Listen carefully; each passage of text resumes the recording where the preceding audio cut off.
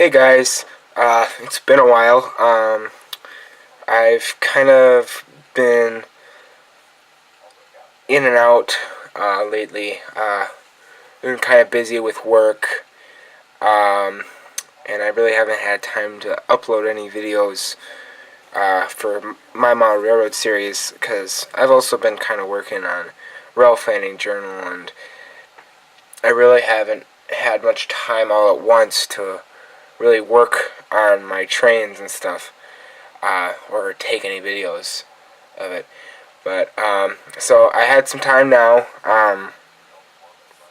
Uh, just got back from the Green Bay Titletown train show. Um, Picked up some good stuff, and I've got a couple other things that I've picked up since I last did a video. I don't think I have everything, but this is just kind of a recap of what I've kind of gotten lately. I may or may not have it in there in my last episode, but I don't remember. But yeah. So kind of start off with this right here that I've got. This is a souvenir that I got when I went to Altoona to visit a college. Penn State Altoona, obviously. I just kind of got this as a little souvenir on the trip back.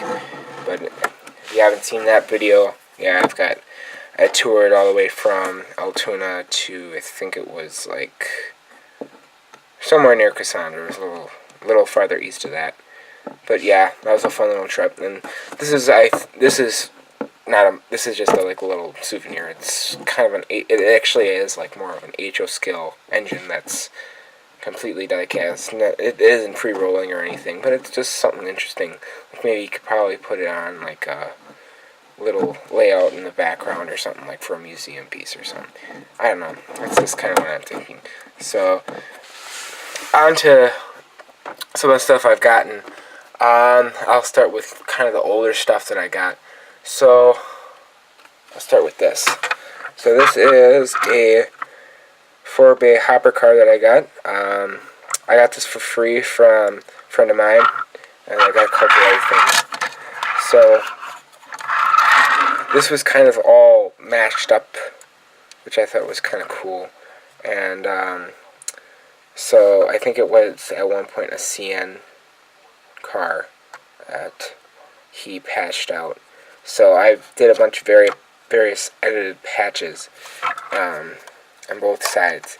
And what this ended up being is an MDW car for Midwest Paper, which is going to be an industry my fictional railroad. So I pretty much got the car like this. I just added a patch down here, here, and here. The rest of this was already patched out. I also added reporting marks on the side.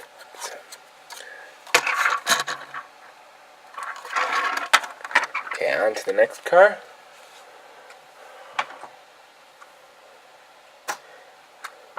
Another car for Midwest Paper is this 6-bay open top wood chip hopper. You'll see these a lot on the NS, but this is another fictional thing that I've got going on here. So these also had graffiti on them. This is just kind of untouched.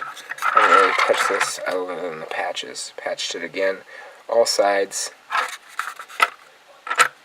That's that car.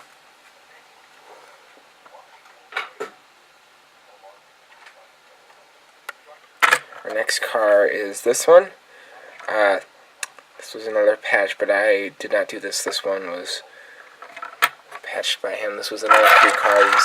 These 3 are all 3 cars. So he did the graffiti himself and the weathering. So I thought that was pretty cool, and I liked it, and kind of like got these cars kind of fit my era. Okay, that's the last of those cars. Next we'll move on to some stuff I ordered a couple months ago, I'd say. Start with this. This is an NS boxcar, 60-foot high cube. So, an interesting story about this piece of graffiti. I did this myself. I was modeling one day. I was weathering the car, and I made the mistake of not testing out my clear coat spray can before I sprayed it on the car, and it ended up turning the car like basically white on this side. So I figured I'll just paint over it and make it some sort of graffiti. And then I kind of had a thought. There's been a lot of wildfires out in California lately, and it's like, that'd be kind of interesting. So I kind of just modeled the wildfire, and I think it would look better on a different camera or something, because this kind of lighting is kind of bad for it. But yeah.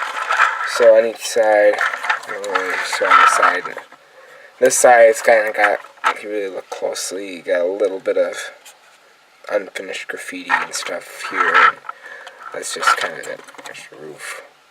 What I like about these roofs is that I can really do like some discoloration in them. It's like, so you got various panels and stuff that I kind of like to do. So I think that turned out really good. I really like this car. On to the next one is this car.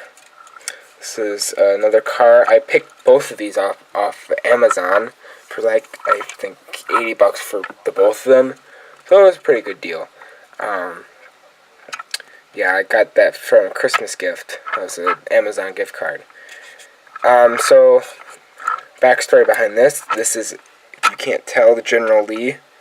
I am actually a big country music fan, and part of that is also basically anything hick. So, I would say I am a big Dukes of Hazzard fan. And I had just finished watching the movie after they put it on Netflix, and I was like, I think that would be really cool to put a little piece of graffiti on a car that had the car on there. So I did that on that side, and that's the other side. And then you got the little rust on the roof, like some of these cars have. And you got the kick-up spray in there, and all that.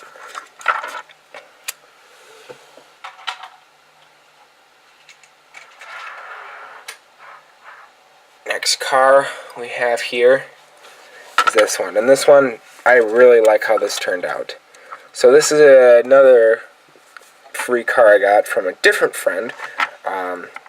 Both of them belong to my Mount Railroad Club. So he was giving away his stuff because he was getting out of the hobby. So I decided, hey, these two cars that I'm going to show you here looked in my era, so I picked them up. And so I picked this one up, and this one, you'll still see those, and I'm kind of building a sand train here. And I've got some other cars on here, but here's one of them, Rio Grande. So, interesting thing about this, so you'll notice that the paint is peeling and kind of scraping off, and you got little rust marks here. And then you also got these, I think this was load blacked out, or I don't remember what was there, but there you got a little patch on there if you look on these on Real Picture Archives. So yeah, I did that to all those sides, so it looks a little different. And here's each side, so I kind of gotta glue this because this is kind of falling apart here. And then got a little bit of discoloration on the roof.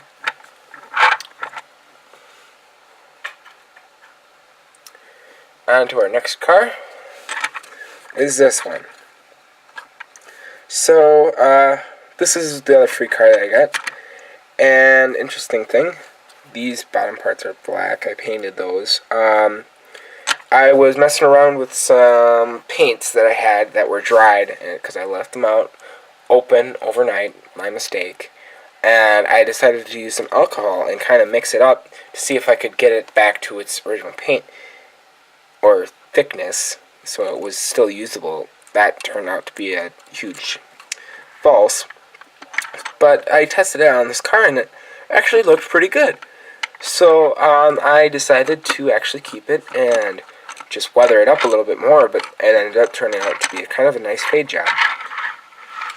So yeah, you'll see these on the CN and pretty much any railroad. I've got some sand here on the top.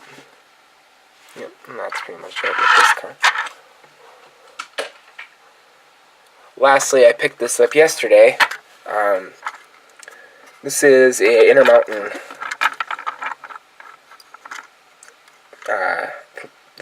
I don't know if this one was Bethgon or not, but this is similar to a Bethgon. It's just got this kind of arrowhead shape with the wheels. I think this is an older UP coal car. But yeah, I'm also building a coal train, so I've got to make a load for this, and I've got to weather this up to match my other coal cars. But yeah, this is a nice Intermountain car that I got for a couple bucks. I should mention that I sold some old engines that I had to a guy I know, and at a new train hobby shop that opened up in Neenah. And so I picked this up there and add my train, so now I got 6 instead of 5. So this is the last car now, and this one I picked up today at the train show. So this is a Walthers car. Interesting thing, this was a custom car, which I got for 18 bucks, so that's actually a really good price. This is probably just about the quality that you'd find on a Athearn or Walthers Proto, so that's what's nice about that. I got it for a good price. Had Kadee scale couplers, McHenry's, already on there. Wheels were already painted, and it had blue roller bearings, which I thought was pretty interesting, because this car you'd see, and these cars you'd also see on like Union Pacific and stuff, so little interesting thing. I think these go to paper mills, if I'm not mistaken. I think this, or maybe this is ethanol. Sorry for my dog barking in the background. But yeah, so I picked this car up. I don't think I'm going to weather it. I kind of like how it looks, so add to my tank car collection. So that's all my cars that I've added. And now on to the real good stuff. I'll start off with this. This is Athearn Ready to Roll -9 with DCC. So I got this for 50 bucks, which was a real good price, since I think that's the cheapest I've gotten a DCC engine for. It has no sound or ditch lights, but headlights work. So that's all that really matters. This is going to be a patched unit. I'm going to get a patch for it.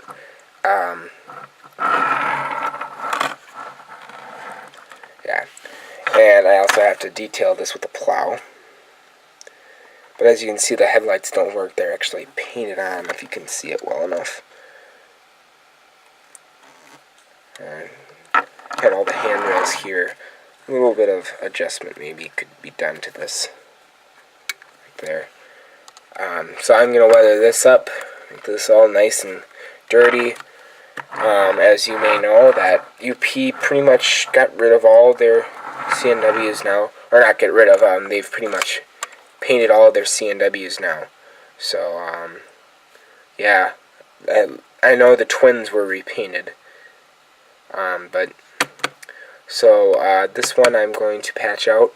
I think this number was patched. I have to look at that yet. So stay tuned. I'll probably show this unit again on a different perspective. So yeah. And actually this kind of fell off here. So let's fix that later. And lastly, the thing I think was the best that I got from the train show was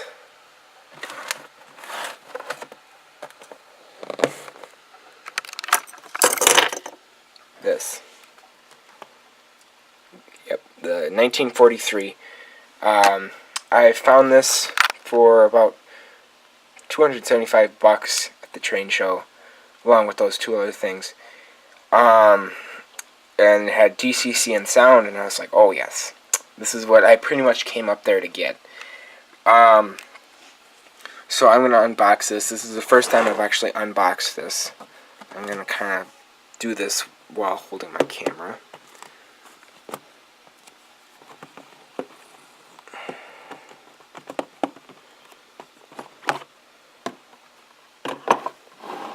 So you got all the warranties and stuff. News. You got the Tsunami 2, Genesis, and the SD70 Ace manual guide.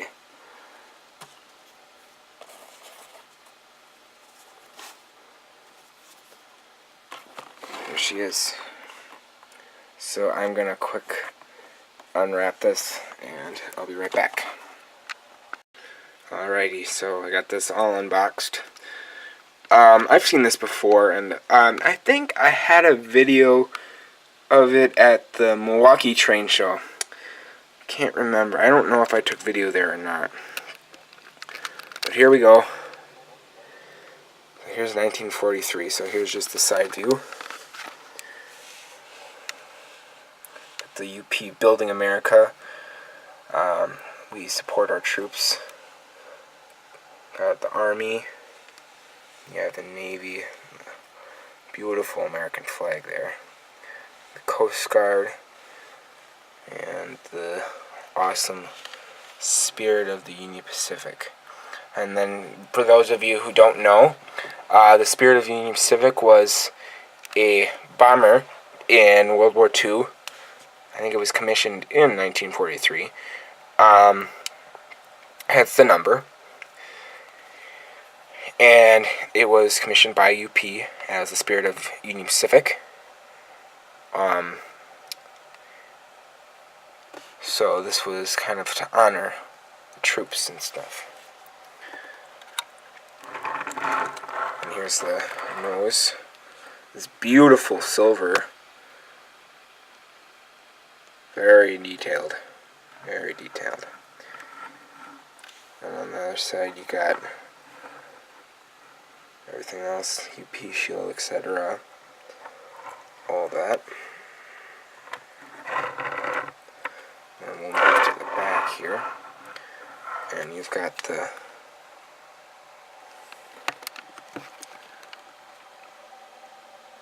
prisoners. Oh, see if I can zoom in here properly.